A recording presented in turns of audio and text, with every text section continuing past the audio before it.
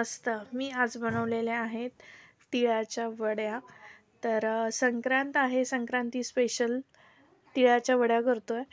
तर शेंगदाणा, तीळ आणि कमी साहित्यामध्ये परफेक्ट तिळाची वडी कशी बनवायची हे मस्त फ्लेवर येतो वेलचीचा.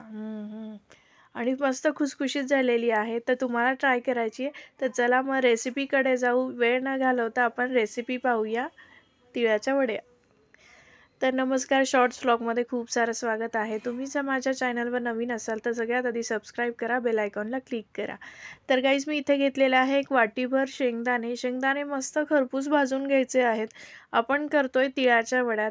तिळाच्या वड्यामध्ये फक्त तीळ न घालता आपण ह्याच्यामध्ये पौष्टिक असे शेंगदाणे घालणार आहोत. त्याचबरोबर लागणारं साहित्य म्हणजे तीळ, शेंगदाणे आणि वेलचीची थोडीशी अगदी पूड घेणार आहोत आणि त्याचबरोबर आपण घेतोय गूळ. जर तुम्हाला गूळ अवॉइड करायचा असेल तर तुम्ही साखर घ्या. आता मी इथे मस्त खरपूस भाजून घेतले शेंगदाणे. आता आपण मस्त पांढरे तीळ घेतलेले आहेत, ते आता छान मस्त ब्राऊन होईपर्यंत मस्त खरपूस भाजून घ्यायचे आहेत. आणि महत्त्वाचं मध्ये तीळ आणि शेंगदाणे हे मस्त खरपूस भाजले पाहिजे, नाहीतर त्याचं कच्चा आणि एक काय म्हणतात तसं वास येतो. तर तो वास न येता त्याच्यासाठी खरपूस असे मस्त छान भाजून घ्यायचे तीळ. आणि इथे बघा तीळ पण मस्त छान आपले भाजून झालेले आहेत, ते आता गार करायला ठेवूयात. आता तीळ झालेले आहेत, शेंगदाणे देखील झालेले आहेत. तर आता आपल्याला हे गार करायला ठेवायचं. तुम्ही बघू शकता मस्त तीळ एकदम छान ब्राऊन झालेले आहेत, खूप पण काळे केलेले नाही आहेत. आता हे शेंगदाणे आहे, शेंगदाण्याचे जे साल आहेत आपण ते काढून घेऊया. जितके होईल तितके साल काढून घ्यायचं आहे. आणि गार पण झालेले आहेत, त्याच्यामुळे ते पटपट निघून जातात. तर हे बघा शेंगदाण्याचे असे साल जेवढे निघेल तेवढे काढून घ्यायचे. आता मिक्सरच्या भांड्यामध्ये आपण जे एक वाटीभर तीळ घेतलेलं होतं, ते वाटीभर तीळ भाजून घेतलेले तीळ, त्याचबरोबर इथं मी आता टाकणार आहे शेंगदाणे. भाजलेले शेंगदाणे जेवढे साल निघतील तेवढे पॉसिबल आहे तेवढे काढा. आता त्याच्यानंतर आपल्याला हे मिक्सरला छान ग्राइंड करून घ्यायचं असते. बारीक नाही म्हणता येणार, पण असं थोडंसं मीडियमच करतोय. तर चव यायला पाहिजे किंवा तोंडाखाली ते लागले पाहिजे. आता इथं घेतलेले आहे मी एक छोटा गुळाचा खडा आणि ते मी खिसून घेतलेला आहे स्वतः.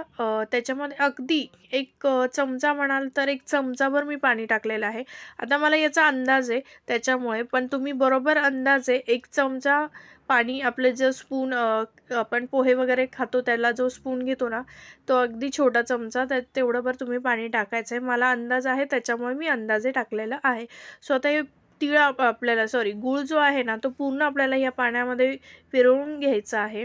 जेवढा मेल्ट होईल तितका मेल्ट करून घ्यायचा आहे. अजिबात हे जे खडे आहेत ते राहिले नाही पाहिजे. आता मी इथे वेलची पूड टाकलेली आहे.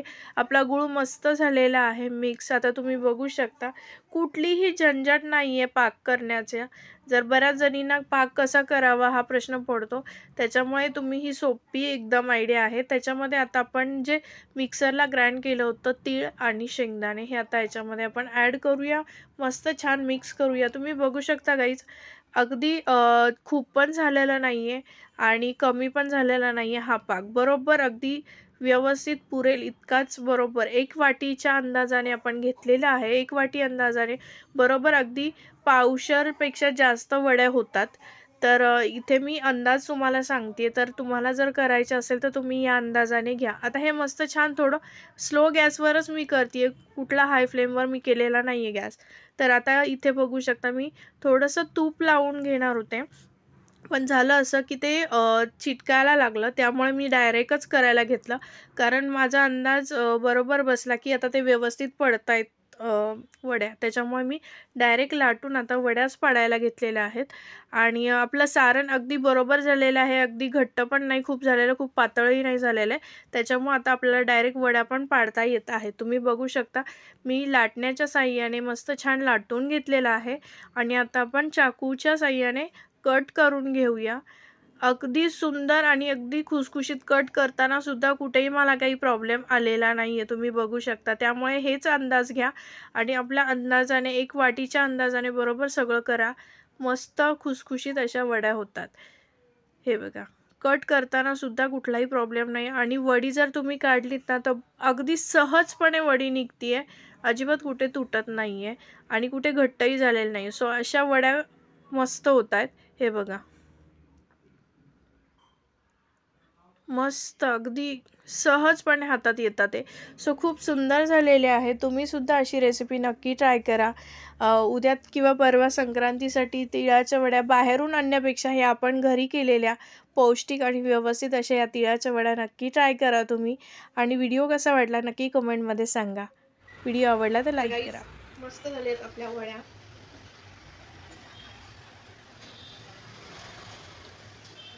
मस्त गोड पण परफेक्ट झालेत आणि तीळ आणि शेंगदाणे मस्त खमंग भाजे गेलेत. तुम्ही असे ट्राय करा. व्हिडिओ आवडला असेल तर लाईक शेअर आणि सबस्क्राईब करा. हॅपी संक्रांत सगळ्यांना.